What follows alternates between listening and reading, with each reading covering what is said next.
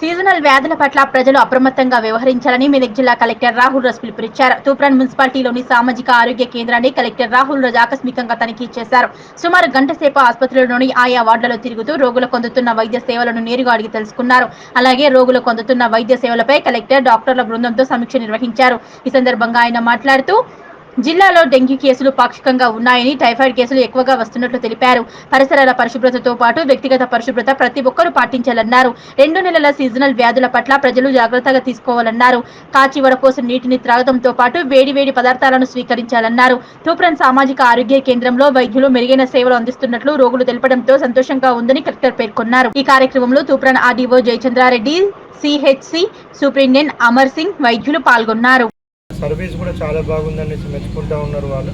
So ఒకటి ఏంటంటే typhoid cases అవి వస్తున్నాయి కాబట్టి మీడియా ద్వారా కూడా పబ్లిక్కి విజ్ఞప్తి చేయడం ఏంటంటే కంపల్సరీగా టైఫాయిడ్ మోస్ట్లీ కూడా మనకి వాటర్ కంటామినేషన్ వల్ల. సో వ్యక్తిగత పరిశుభ్రత అనేది కూడా చాలా ఇంపార్టెంట్, హైజీన్ మెయింటెనెన్స్ అనేది చాలా ఇంపార్టెంట్. సో దానివల్ల కూడా వచ్చే ఛాన్సెస్ ఉంటాయి.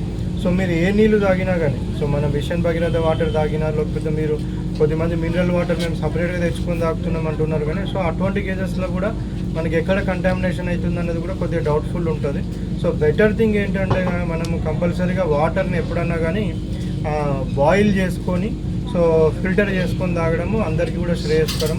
సో ఈ 2 months మనకు తర్వాత ఏమైనా పెద్ద ప్రాబ్లం ఉండదు. ఈ ఆగస్ట్ ఒకటి, సెప్టెంబర్ ఒకటి కొద్దిగా వాటర్ తాగేటప్పుడు రైనీ సీజన్ ఉంది కాబట్టి కొద్దిగా బాయిల్ చేసుకొని ఫిల్టర్ చేసుకొని తాగితే సో ఏ విధమైన వాటర్ కంటామినేషన్ అవి ఉండడానికి కూడా ఆస్కారం ఉండదు. అదేవిధంగా ప్రతి ఒక్కరు కూడా టాయిలెట్స్ వాడాల్సిన అవసరం ఉంటుంది. సో మన జిల్లాలో మ్యాక్సిమం అందరూ వాడుతున్నారు. బట్ ఒకటి ఏంటంటే వ్యక్తిగత పరిశుభ్రత కూడా చాలా ఇంపార్టెంట్. సో ఎవరైనా పేషెంట్స్ ఎఫెక్ట్ అయి ఉంటాయి, సపోజ్ టైఫాయిడ్ ఎఫెక్ట్ అయిన పేషెంట్ ఉన్నాడు, ఆయన వాష్రూమ్కి వెళ్ళినాడు బట్ హ్యాండ్స్ సరిగా వాష్ చేసుకోలేదు, ఆ ఇంటికి వచ్చి మళ్ళీ అన్నీ ముడతా ఉన్నాడు అనేసి అంటే అక్కడ ఉన్న పిల్లలకి వీళ్ళకి కూడా ఎఫెక్ట్ అయ్యే ఛాన్సెస్ ఉంటుంది. సో వాళ్ళు వ్యక్తిగత శుభ్రత పాటించాలా, కంపల్సరీ హ్యాండ్స్ వాష్ చేసుకోవాలి వాష్రూమ్కి వెళ్ళేసి వచ్చినాక. అదేవిధంగా ప్రతి ఒక్కరు ఎఫెక్ట్ అయినా కాకపోయినా కానీ అదొక హ్యాబిట్ లాగా చేసుకోవాలి. అందరు కూడా హ్యాండ్స్ కంపల్సరీగా బిఫోర్ ఈటింగ్ మీల్స్ వాళ్ళందరూ కూడా హ్యాండ్స్ వాష్ చేసుకోవాలి. బాత్రూమ్కి వచ్చినప్పటి నుంచి కూడా వాళ్ళు వాష్ చేసుకోవాలి, అది కంపల్సరీ చేయాలి. ప్లస్ స్కూల్స్లో అన్నింటిలో కూడా ఇప్పుడు ఉన్న ఒక 4-5 పిల్లలు ఉన్నారు. సో వాళ్ళతో కూడా ఇంటరాక్ట్ అయ్యి వాళ్ళ స్కూల్స్లో ఎట్లున్నాయి ఫెసిలిటీస్ అవన్నీ అడిగితే కూడా వాళ్ళు మధ్యాహ్న భోజనం కానివ్వండి, స్కూల్లో శానిటేషన్ కానివ్వండి అంతా కూడా సంతృప్తి వ్యక్తం చేస్తున్నారు. సో ఏం ఇష్యూస్ లేవని చెప్తున్నారు. బట్ అయినా కానీ అవి కూడా ఒకసారి నోట్ చేసుకున్నాము. సో అక్కడ కూడా కన్సర్న్డ్ మండల్ స్పెషల్ ఆఫీసర్స్తో కూడా ఒకసారి మళ్ళీ రీవెరిఫై చేపిస్తాము. అక్కడ కూడా ఏమన్నా ప్రాబ్లం ఉంటే కూడా అవన్నీ కూడా రెక్టిఫై చేస్తాము.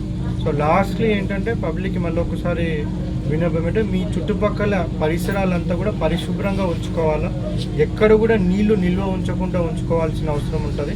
సో చుట్టుపక్కలంతా కూడా పరిశుభ్రత పాటించడం, నీళ్లు నిల్వ లేకుండా చూసుకోవడం, వ్యక్తిగత పరిశుభ్రత హైజీన్ అన్నది చాలా ఇంపార్టెంట్. చూసుకున్నట్టయితే ఏ విధమైన డిసీజెస్ అవన్నీ కూడా మనకి రావడానికి ఆస్కారం ఉండదు.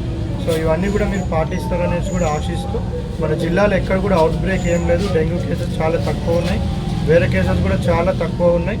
సో ఎవరు కూడా భయపడాల్సిన అవసరం లేదు. అన్ని ఫెసిలిటీస్ కూడా ప్రభుత్వం ప్రొవైడ్ చేస్తుంది.